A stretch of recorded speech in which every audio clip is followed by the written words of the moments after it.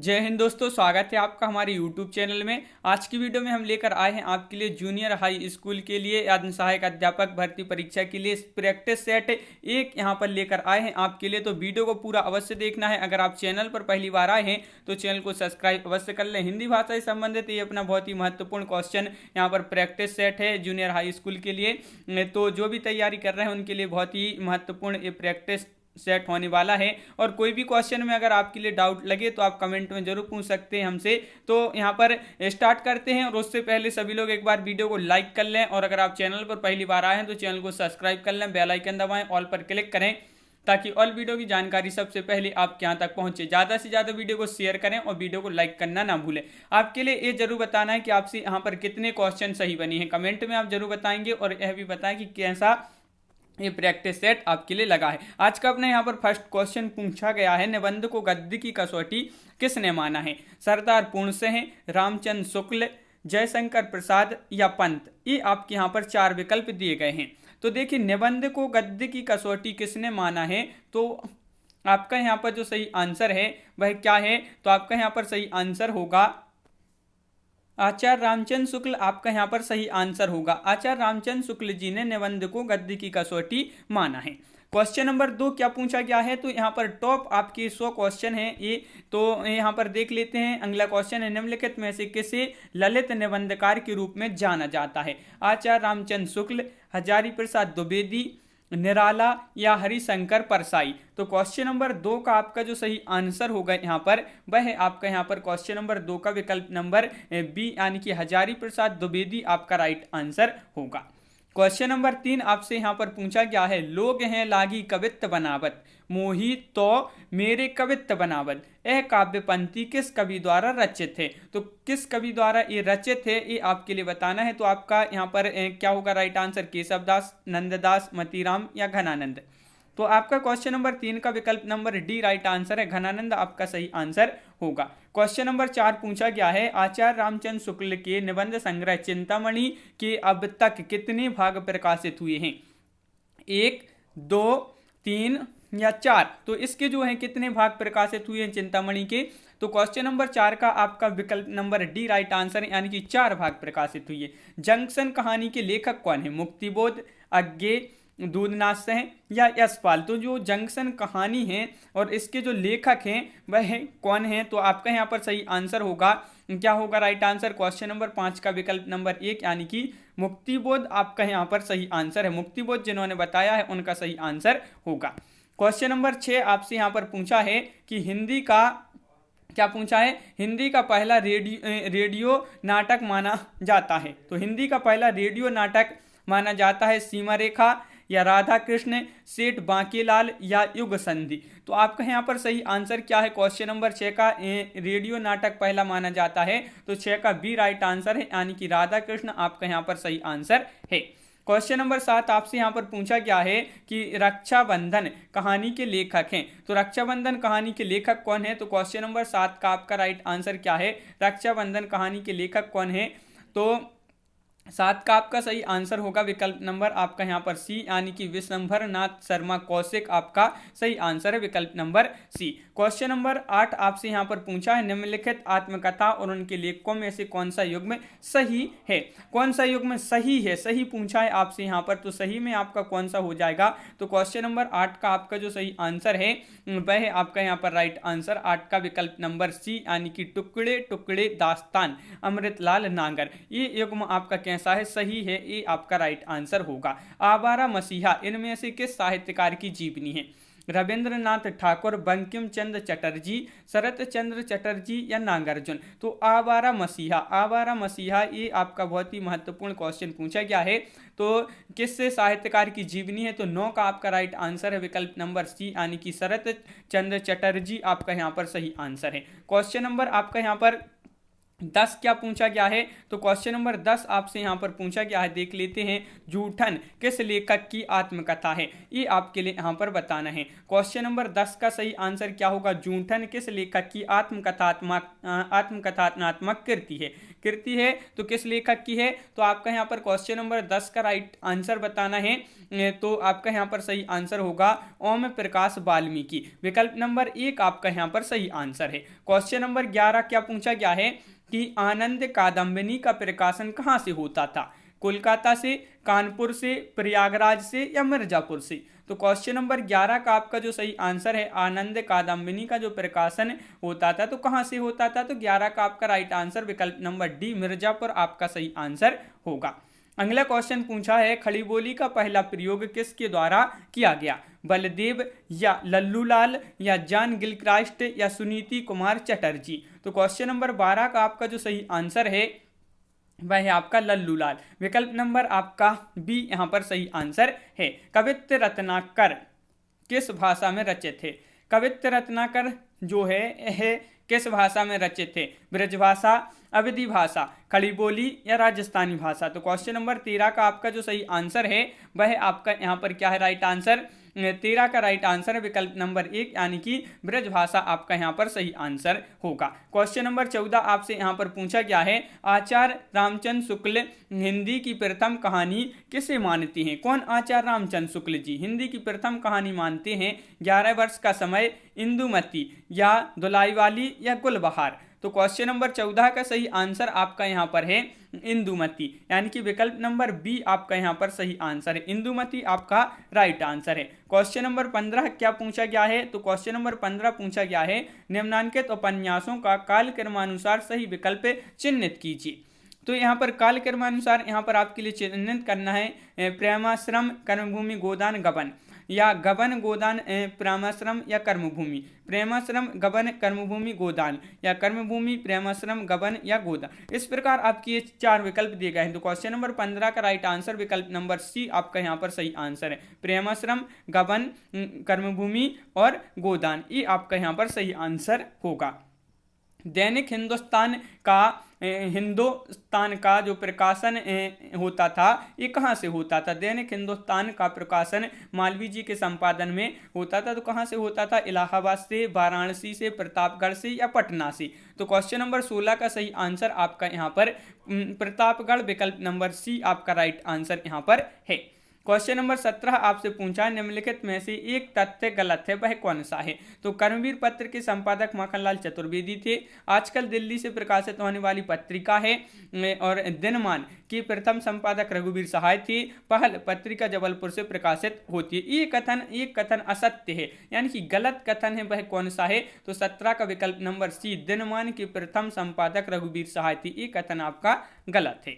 Question number 18 क्या पूछा गया है, तो देखिए, लोकनायक वही हो सकता है जो समन्वय करने का अपार धैर्य लेकर आया हो, उनका सारा काव्य समन्वय की विराट चेष्टा है। तुलसीदास जी के संबंध में यह कथन किसका है।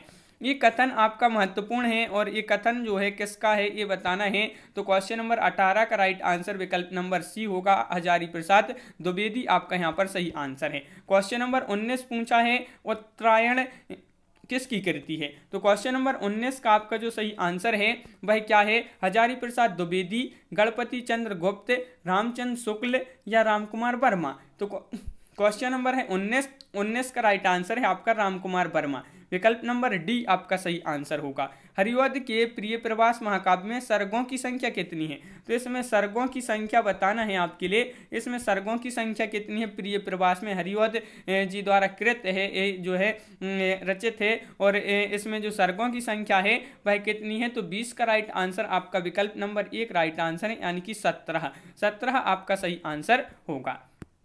क्वेश्चन नंबर 21 पूछा, निराला की कविता राम की शक्ति पूजा पर किस रचना का सर्वाधिक प्रभाव है। तो वह कौन सी रचना है जिसका इस पर सर्वाधिक प्रभाव है, वाल्मीकि रामायण का या कृत्तिवास रामायण का या रामचरितमानस का या विष्णु पुराण का। तो क्वेश्चन नंबर 21 का राइट आंसर आपका होगा कृत्तिवास रामायण, आपका विकल्प नंबर बी राइट आंसर है। समीक्षात्मक कृति आलोचना का पक्ष के लेखक कौन है? आलोचना का पक्ष ये समीक्षात्मक कृति है और इसके जो लेखक हैं रमेश कुंतल मेघ हैं या धर्मवीर भारती हैं या रमेश चंद्र शाह हैं या नंदकिशोर आचार्य हैं। तो आपका यहाँ पर 22 का राइट आंसर विकल्प नंबर सी यानी कि रमेश चंद्र शाह आपका सही आंसर होगा।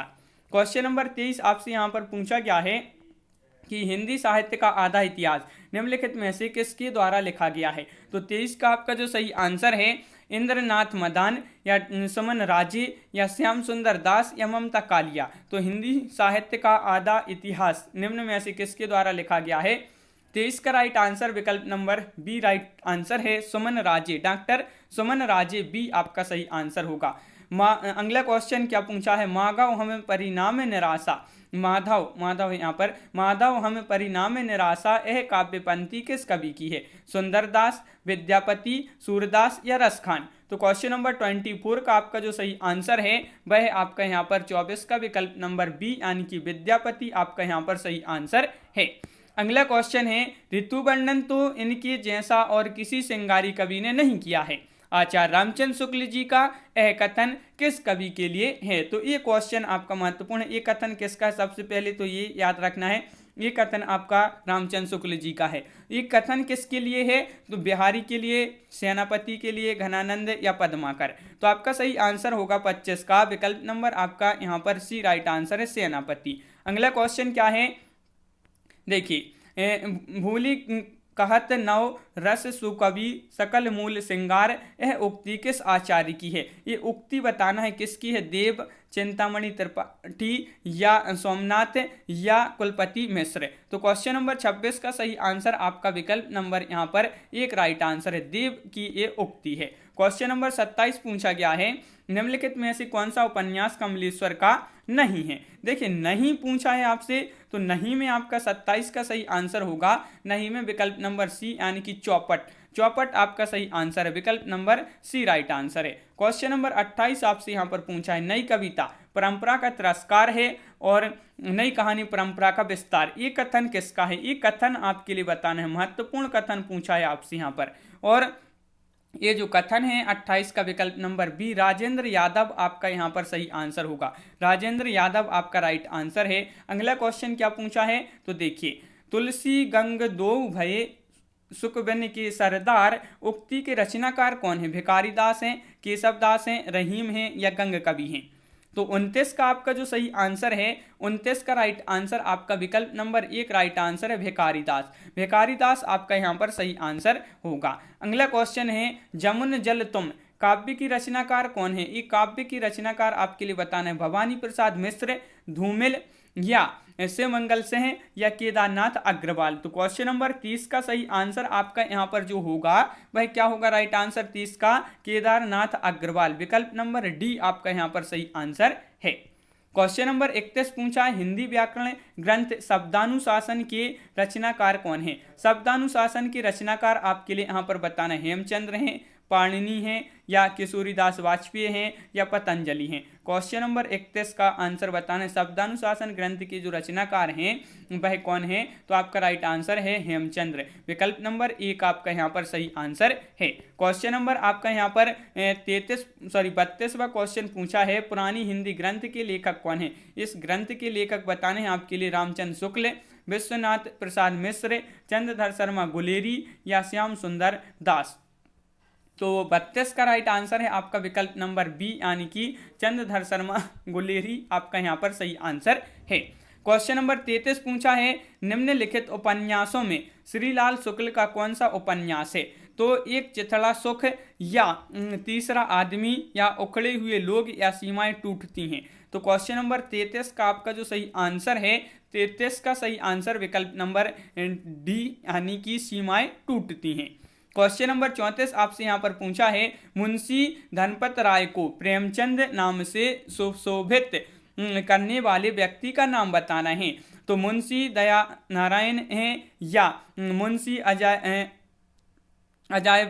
लाल हैं या मुंशी देव नारायण हैं या इनमें से कोई नहीं है।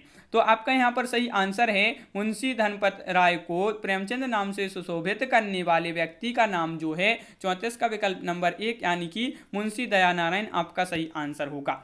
अगला क्वेश्चन है माधवानल कामकंदला काव्य के रचयिता कौन है? आलम हैं, ठाकुर हैं, बोधा हैं या गंग हैं? तो क्वेश्चन नंबर 35 का सही आंसर आपका यहाँ पर जो राइट आंसर है वह विकल्प नंबर आपका यहाँ पर 1 राइट आंसर है आलम। अगला क्वेश्चन क्या है? स्वयंभू की कृति का नाम है। स्वयंभू की कृति का पद्म पुराण नाम है या महापुराण या पाहुड़ दोहा या पयुम चरियू? तो क्वेश्चन नंबर 36 का सही आंसर है आपका स्वयंभू की कृति का नाम क्या है? तो 36 का डी राइट आंसर है पयुम चरियू। पयुम चरियू आपका सही आंसर है। सिद्ध साहित्य किसकी रचना है? क्वेश्चन नंबर 37 का राइट आंसर बताइए। सिद्ध साहित्य राहुल सांकृत्यायन की रचना है, धर्मवीर भारती, हजारी प्रसाद द्विवेदी या नागेंद्र नाथ उपाध्याय?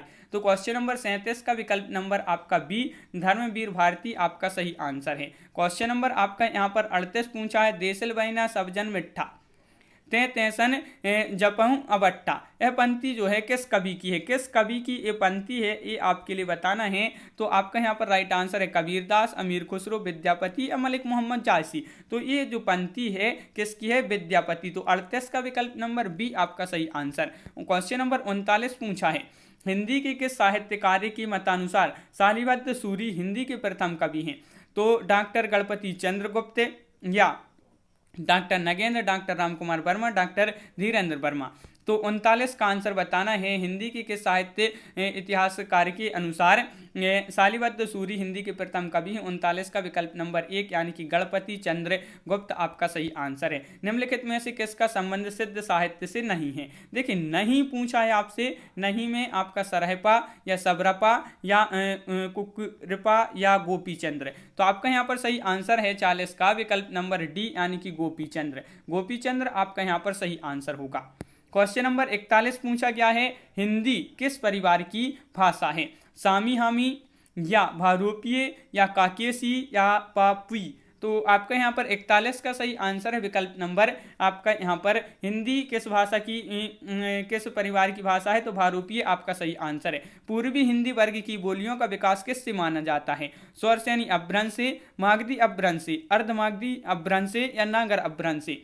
तो क्वेश्चन नंबर 42 का सही आंसर है पूर्वी हिंदी वर्ग की बोलियों का जो विकास माना जाता है वह माना जाता है अर्धमागधी अपभ्रंश। 42 का विकल्प नंबर आपका सी राइट आंसर है। क्वेश्चन नंबर 43 है क्या है? झांसी जालौन और हमीरपुर में कौन सी बोली प्रचलित है? बुंदेली, ब्रजभाषा, कन्नौजी या मालवी? तो देखिए 3 जगह झांसी पर और जालौन पर और हमीरपुर। तो यहाँ पर जो बोली प्रचलित है तो 43 का आपका यहाँ पर राइट आंसर क्या है? तो 43 का आपका यहाँ पर सही आंसर है बुंदेली आपका यहाँ पर सही आंसर है। विकल्प नंबर 1 राइट आंसर होगा। विभाषा एक प्रांत या खालिस्तान में प्रचलित होती है? तो महाप्रांत में, उप प्रांत में, लघु प्रांत में या विशाल प्रांत में? तो विभाषा एक प्रांत और खालिस्तान में प्रचलित होती है। तो 44 का विकल्प नंबर बी उप प्रांत आपका यहाँ पर सही आंसर होगा। कार्यालय हिंदी की भाषा कैसी होनी चाहिए? तो यहाँ पर आपके लिए बताना है। तो क्या होगा? क्वेश्चन नंबर 45 का सही आंसर ये आपके लिए बताना है। तो कार्यालय हिंदी की भाषा कैसी होनी चाहिए? तो 45 का राइट आंसर है क्या है राइट आंसर? अभिधात्मक आपका विकल्प नंबर 1 राइट आंसर यहाँ पर होगा। बोली का क्षेत्र जब थोड़ा विकसित हो जाता है और उसमें साहित्य की रचना होने पर वह क्या बन जाती है? ब्रजभाषा बन जाती है, लिपि बन जाती है, उपभाषा बन जाती है, क्षेत्रीय रूप। तो आपका यहाँ पर 46 का जो राइट आंसर है वह आपका विकल्प नंबर यहाँ पर बी यानी कि उपभाषा बन जाती है। अगला क्वेश्चन है गाजीपुर में बोली जाने वाली प्रमुख बोली कौन सी है? तो देखिए गाजीपुर जो है, गाजीपुर इस यहाँ पर प्रमुख रूप से जो बोली जाने वाली बोली है वह कौन सी है? अवधी है, खड़ी बोली है, भोजपुरी है, बघेली है? तो आपका 47 का राइट आंसर बी होगा यहाँ पर राइट आंसर यानी कि भोजपुरी। क्वेश्चन नंबर 48 पूछा है टकसाली भाषा कहती हैं संस्कृत निष्ठ भाषा को, ग्रामीण भाषा को, परिनिष्ठित भाषा को या कृत्रिम भाषा को? तो टकसाली भाषा कहते हैं 48 का बी राइट आंसर, 48 का सी राइट आंसर है परिनिष्ठित भाषा को। विकल्प नंबर सी आपका सही आंसर होगा। क्वेश्चन नंबर 49 है ध्रुपद गायन का संबंध किस भाषा से है? तो 49 का आपका सही आंसर होगा कि ध्रुपद गायन का जो संबंध है किस भाषा से है, ब्रजभाषा, राजस्थानी, अवधी या खड़ी बोली। तो आपका यहाँ पर जो सही आंसर है वह आपका यहाँ पर क्वेश्चन नंबर 49 का विकल्प नंबर आपका यहाँ पर 1 यानी कि ब्रजभाषा आपका राइट आंसर होगा। क्वेश्चन नंबर 50 आपसे पूछा है, क्या है बिहारी हिंदी की बोली का नाम है। तो बिहारी हिंदी की बोली का नाम है मगही, छत्तीसगढ़ी, बघेली या बुंदेली। तो आपका यहाँ पर 50 का जो सही आंसर है बिहारी हिंदी की बोली का नाम क्या है।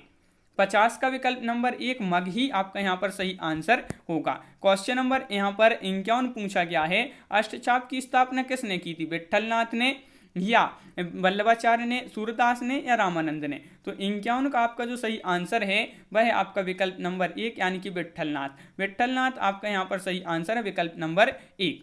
क्वेश्चन नंबर आपका यहाँ पर 52 पूछा है, सखी संप्रदाय के संस्थापक हैं तो कौन है, हित हरिवंश, वल्लभाचार्य, स्वामी हरिदास या मध्वाचार्य। तो आपका 52 का जो राइट आंसर है वह आपका यहाँ पर 52 का विकल्प नंबर आपका क्या होगा राइट आंसर, तो सी राइट आंसर है स्वामी हरिदास। सखी संप्रदाय के संस्थापक स्वामी हरिदास आपका सही आंसर होगा।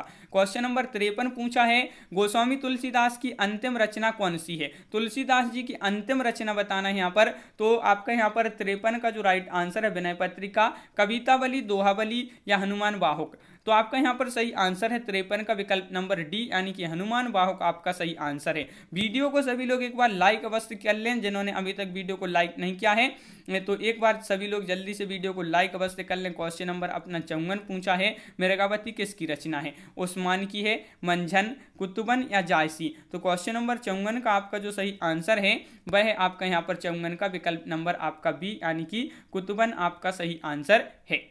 क्वेश्चन नंबर आपका 55 पूछा गया है, निम्नलिखित में से कौन रीति मुक्त कवि नहीं है। रीति मुक्त कवि नहीं है ये आपके लिए यहाँ पर बताना है। तो रीति मुक्त बोधा, पद्माकर, ठाकुर या आलम। तो ये आपके यहाँ पर 4 विकल्प दिए गए हैं।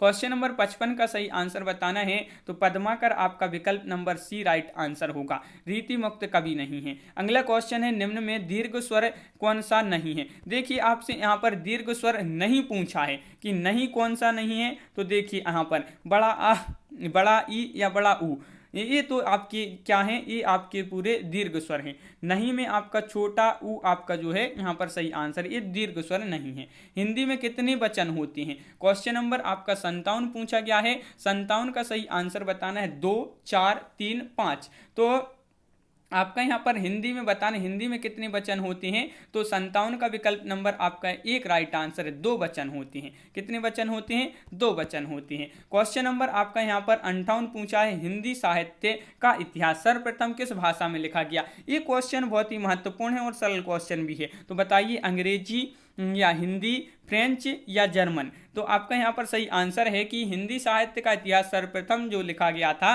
वह फ्रेंच भाषा में लिखा गया था, यानी कि 58 का विकल्प नंबर सी आपका यहाँ पर सही आंसर होगा। अगला क्वेश्चन क्या पूछा गया है तो देखिए, पंडव साल सत्य बखायड़ देही बुद्ध वसंत न जायड़, इस काव्य पंथी के रचनाकार कौन है। सरहपा है या कंडपा है, सबरिपा है या नागार्जुन है। तो 59 का आपका जो सही आंसर है विकल्प नंबर 1 सरहपा आपका यहाँ पर सही आंसर होगा। उत्पत्ति के आधार पर शब्द की कितनी भेद होती हैं, 3, 5, 4 या 7। क्वेश्चन नंबर 60 का सही आंसर बताना है। उत्पत्ति के आधार पर जो शब्द की भेद होते हैं वह कितनी होती हैं। तो 60 का आपका विकल्प नंबर बी राइट आंसर है। 4 भेद होते हैं। 4 भेद आपका विकल्प नंबर बी राइट आंसर है। क्वेश्चन नंबर 61 आपसे पूछा गया है। यहाँ पर क्या पूछा गया है तो देख लेते हैं कि निम्नलिखित शब्दों में वर्तनी की दृष्टि से कौन सा शब्द अशुद्ध है। अशुद्ध शब्द बताना है। देखिए अशुद्ध शब्द में आपका 61 का सही आंसर क्या होगा। अशुद्ध शब्द बताना है आपके लिए कौन सा है अशुद्ध शब्द। तो आपका विकल्प नंबर बी निरापराध आपका सही आंसर होगा। विकल्प नंबर बी आपका यहाँ पर राइट आंसर है। क्वेश्चन नंबर आपका यहाँ पर 62 पूछा गया है।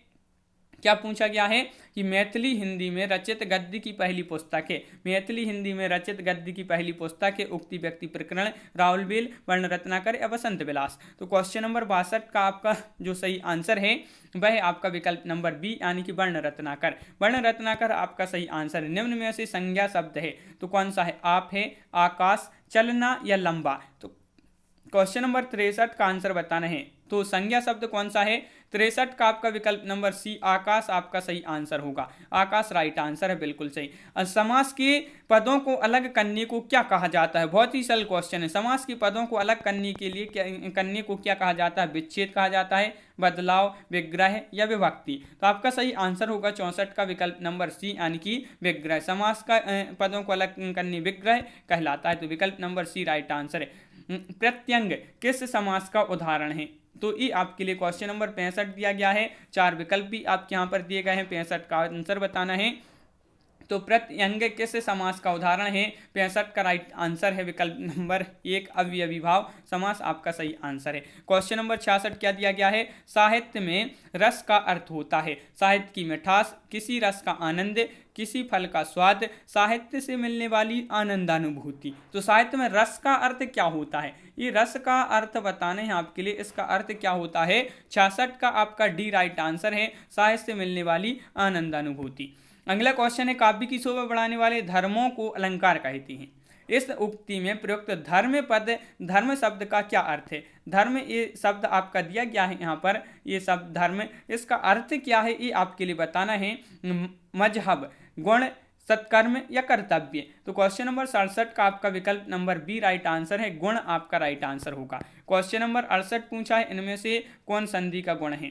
संधि निरर्थक अक्षरों को मिलाकर सार्थक शब्द बनाती है। संधि में समास होता है। संधि का अर्थ है अलगाव। संधि दो पदों का योग होता है, इनमें से कोई नहीं। तो ये आपके 5 विकल्प दिए गए हैं। क्वेश्चन नंबर 68 का सही आंसर बताना है।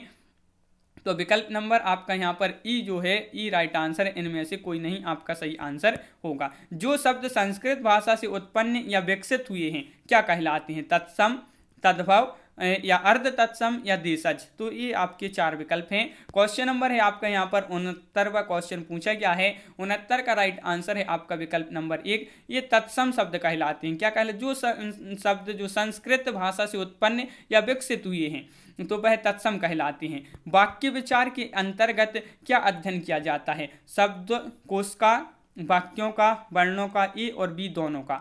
तो आपके लिए बताना है कि वाक्य विचार के अंतर्गत क्या अध्ययन किया जाता है? तो 70 का राइट आंसर है विकल्प नंबर सी यानी कि वाक्यों का। अश्व का पर्यायवाची नहीं है। देखिए नहीं पूछा है आपसे, अश्व का पर्यायवाची नहीं है। तो क्वेश्चन नंबर 71 71 का राइट आंसर होगा तरंग। तरंग आपका यहाँ पर सही आंसर है।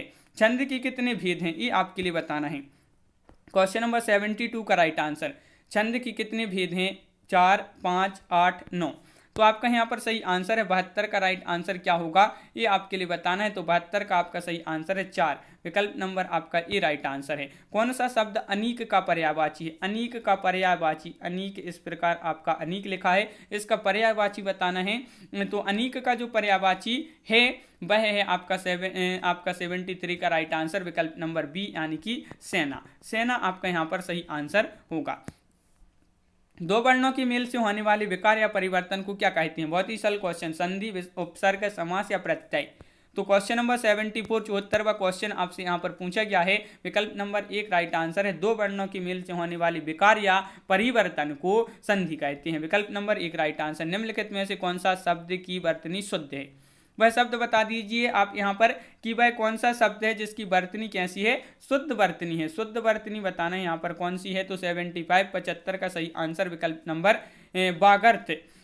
वागर्थ आपका विकल्प नंबर 1 राइट आंसर है। भाषा में शब्द और अर्थ की दृष्टि से सौंदर्य उत्पन्न करता है, रस करता है, गुण, अलंकार या छंद।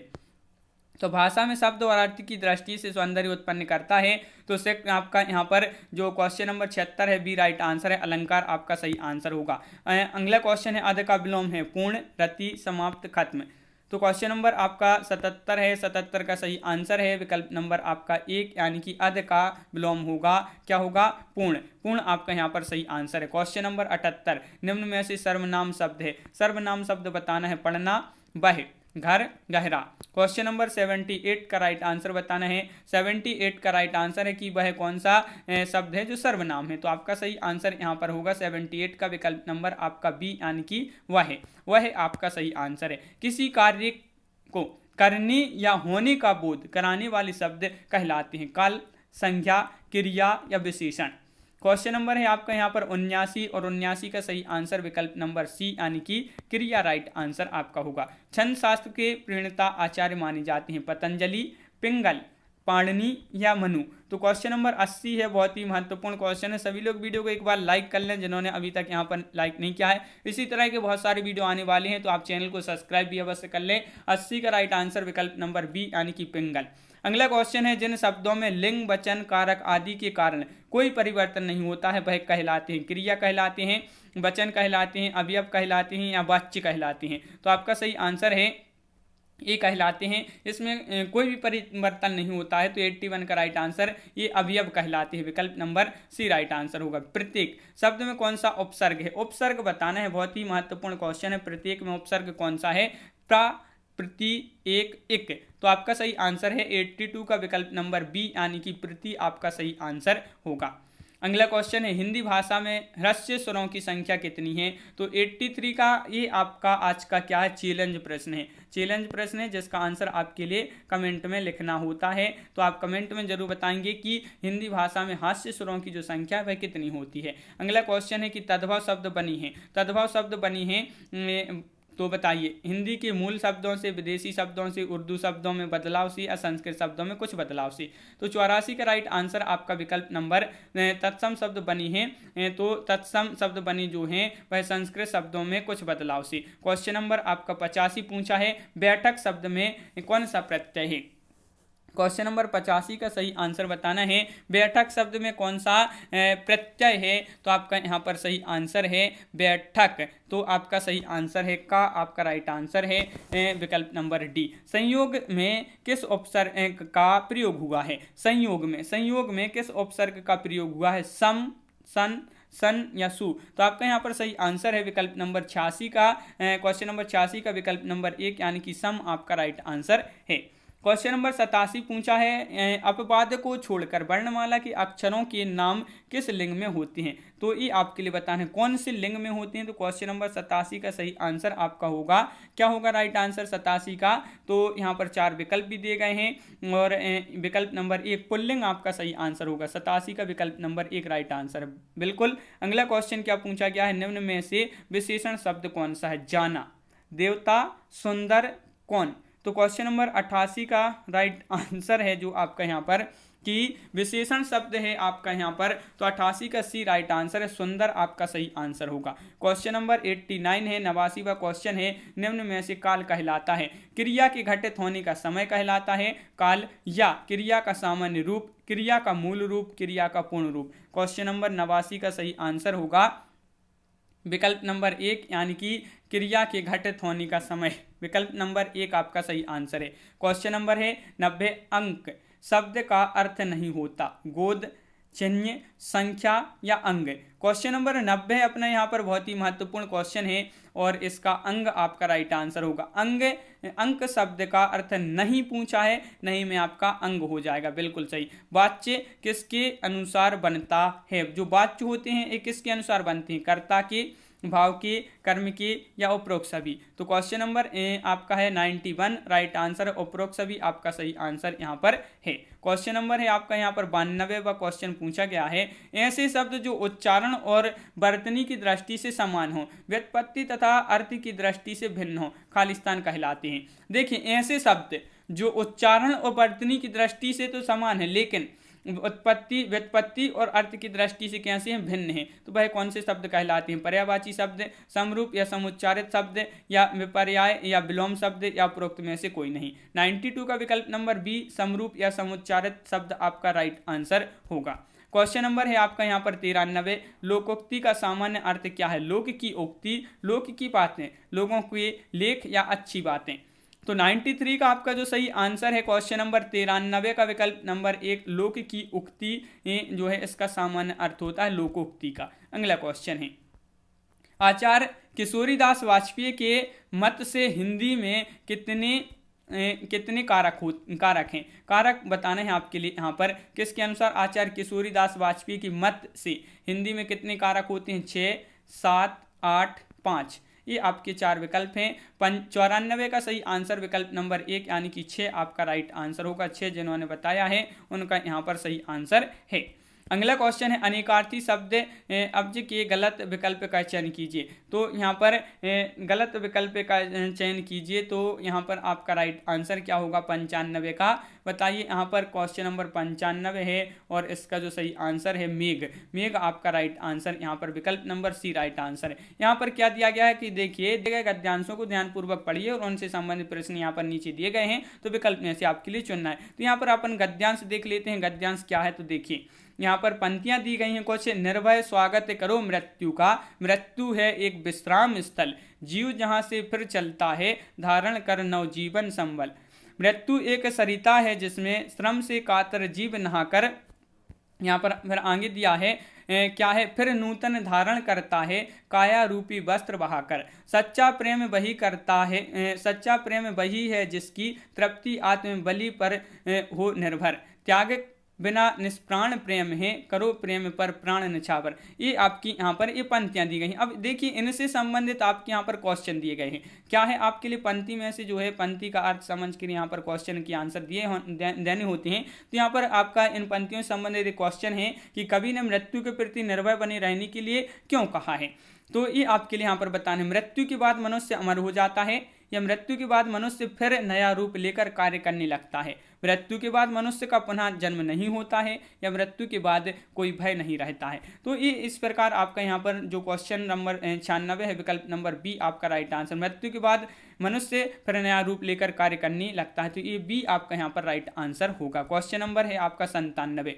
कवि ने सच्चे प्रेम की क्या विशेषता बताई है और उसे कब निष्प्राण कहा गया है। ये आपका क्वेश्चन आपसे पूछा गया है कि कवि ने सच्चे प्रेम की क्या विशेषता बताई है और उसे कब जो है निष्प्राण कहा गया है। तो देखिए यहाँ पर 4 विकल्प दिए गए हैं। सच्चा प्रेम प्रेमी के बलिदान पर निर्भर करता है जिसमें प्राण होता है। सच्चा प्रेम नवीनता धारण कर निष्प्राण हो जाता है। सच्चा प्रेम वह प्रेम है, सच्चा प्रेम वह है जो आत्म बलिदान पर निर्भर हो तथा जिस प्रेम में त्याग नहीं होता है वह निष्प्राण होता है। अगला विकल्प आपका दिया गया है सच्चा प्रेम त्याग व आत्म बलिदान पर कभी कभी निर्भर होता है। तो इस प्रकार आपका 97 का विकल्प नंबर सी राइट आंसर होगा।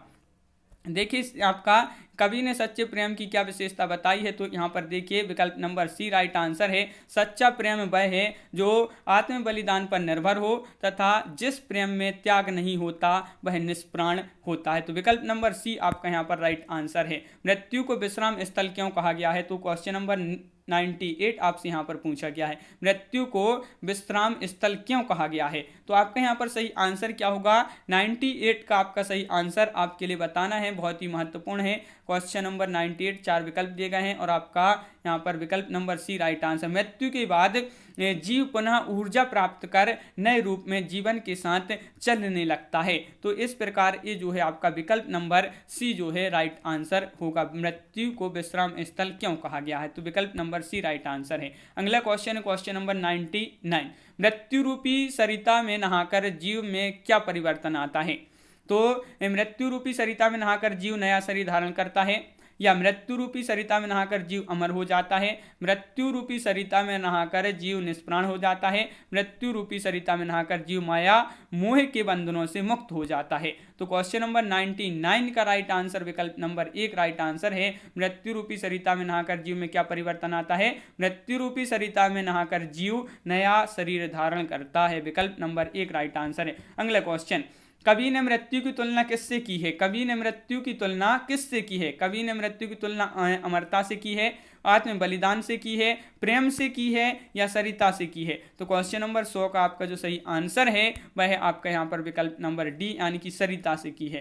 तो कवि ने मृत्यु की तुलना सरिता से की है। विकल्प नंबर डी आपका यहाँ पर सही आंसर होगा।